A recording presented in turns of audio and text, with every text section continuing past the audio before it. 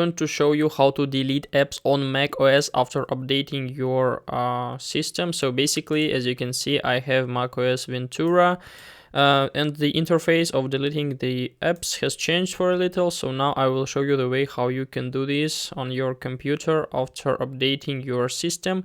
Basically, all you need is just to click on this Apple icon in the left top corner and then just click on System Settings. After that, as you can see, the menu has really changed for a little, and to find our storage settings we need to click on search right up here in the search bar.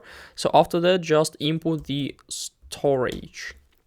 So here we can see that the storage icon is right up here, so click on it, and after a few seconds we can see different categories in our laptop, so we can delete some of them or clear. So for example, if we'll find these applications right up here and we'll click on the informations, we can see the option that we can choose and delete the unnecessary apps. For example, if you don't want to use Zoom, you can just click on delete right up here, and after that it will be successfully deleted from your computer.